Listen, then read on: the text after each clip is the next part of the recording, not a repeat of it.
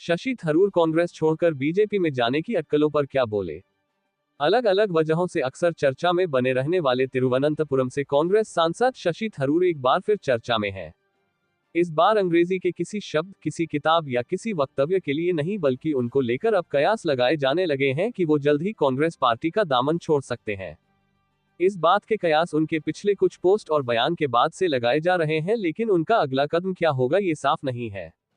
बीते हफ्ते शशि थरूर ने एक्स पर एक पोस्ट किया था, जिसके बाद से ये अनुमान लगाया जाने लगा था कि उनके और कांग्रेस पार्टी के बीच सब कुछ ठीक नहीं चल रहा है।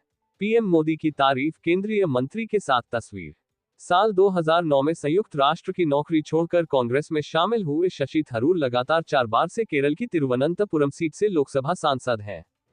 कांग्रेस छोड़ने की अटकलों को तब और बल मिल गया जब उन्होंने इंडियन एक्सप्रेस के मलयालम पॉडकास्ट से कहा कि अगर उनकी सेवाओं की जरूरत नहीं है तो उनके पास विकल्प है। उन्होंने कहा था, अगर पार्टी उनका इस्तेमाल करना चाहती है तो पार्टी के लिए उपलब्ध रहेंगे, अगर नहीं तो मेरे पास करने के लिए मेरी चीजें हैं। आपको नहीं सोचना चाहिए कि मेरे पास दूसरे विकल्प नहीं है। इसके बाद उन्होंने कहा, मेरे पास मेरी किताबें, भाषण और पूरी दुनिया से बातचीत करने के लिए निमंत्रण है। शशि थरूर ने साफ नहीं किया था कि वो किसी पार्टी में शामिल होंगे, लेकिन इसके साथ ही उन्होंने हाल ही में जिस तरह के बयान दिए उसके बाद कयास लगाए जाने लगे कि वो बीजेपी के नजदीक जा रहे हैं। उन्होंने प्रधानमंत्री नरेंद्र मोदी के अमेरिका दौरे पर उनकी राष्ट्रपति डोनाल्ड ट्रंप से मुलाकात की तारीफ की थी। उन्होंने पीएम मोदी के दौरे को काफी अच्छा बताया था। हालांकि अवैध भारतीय प्रवासियों को भारत भेजने के दौरान उनके साथ किए गए व्यवहार को लेकर थरूर का कहना था कि इसको पीएम मोदी को देखना चाहिए था। उन्होंने F-35 लड़ाकू विमान को खरीदने में भारत की दिलचस्पी की तारीफ की थी। उन्होंने कहा था कि ये विमान काफी कीमती है, लेकिन थरूर के उलट कांग्रेस नेता रणदीप सिंह सुरजेवाला ने इस विमान को खरीदने में दिलचस्पी की निंदा की थी। सुरजेवाला ने कहा था, वो F-35 जिसे एलन मस्क का बाढ़ बता चुके हैं, उसे नरेंद्र मोदी खरीदने पर क्यों तुले हुए हैं। मंगलवार को उन्होंने सोशल मीडिया एक्स पर केंद्रीय वाणिज्य मंत्री पीयूष गोयल और ब्रिटेन के व्यापार मंत्री जोनाथन रेनल्ड्स के साथ एक सेल्फी पोस्ट की थी। उन्होंने लिखा था, लंबे समय से रुकी हुई एफटीए वार्ता फिर से शुरू हो गई है, जो स्वागत योग्य है। क्या बीजेपी में जा रहे हैं थरूर? इंडियन एक्सप्रेस मलयालम के पॉडकास्ट से शशि थरूर ने विस्तार से बात की है। उन्होंने कहा है, मैं हमेशा से ही एक क्लासिक उदारवादी रहा हूं। मैं सांप्रदायिकता का विरोध करता हूं और आर्थिक विकास के साथ साथ सामाजिक न्याय में विश्वास करता हूं। क्या वो बीजेपी में शामिल होने जा रहे हैं? इस सवाल का जवाब उन्होंने खुद इस पॉडकास्ट में दिया है।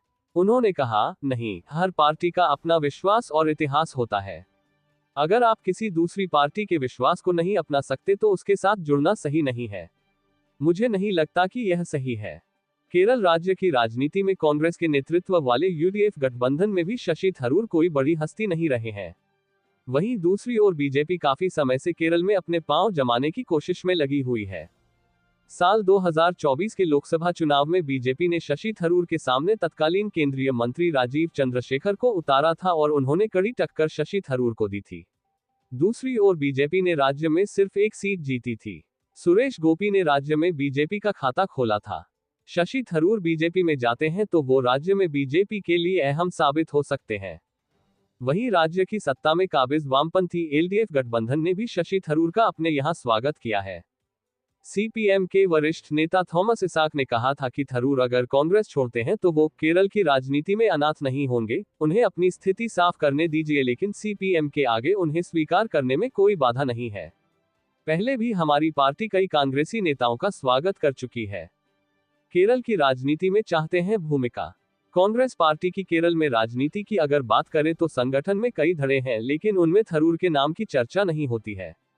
थरूर के बयानों पर राज्य में कांग्रेस की ओर से मिले जुले बयान आए हैं। वरिष्ठ कांग्रेस नेता रमेश चेन्नीथला इंडियन एक्सप्रेस को दिए थरूर के इंटरव्यू को कम महत्व देते हैं। उनका कहना है कि हो सकता है कि ये इंटरव्यू 18 फरवरी को राहुल गांधी से उनकी मुलाकात से पहले रिकॉर्ड किया गया था।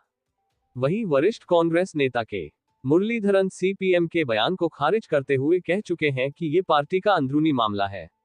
मुरलीधरन को साल 2026 के विधानसभा चुनाव में कांग्रेस का चेहरा समझा जाता है, लेकिन वो साफ कर चुके हैं कि 2026 के चुनाव में कांग्रेस पार्टी बिना मुख्यमंत्री चेहरे के उतरेगी। शशि थरूर केरल की एलडीएफ सरकार कार्यकाल में उद्यमशीलता विकास को लेकर उसकी तारीफ कर चुके हैं। द न्यू इंडियन एक्सप्रेस अखबार के एक लेख में उन्होंने राज्य के सकारात्मक स्टार्टअप इकोसिस्टम और नई औद्योगिक नीतियों को लागू करने की तारीफ की थी।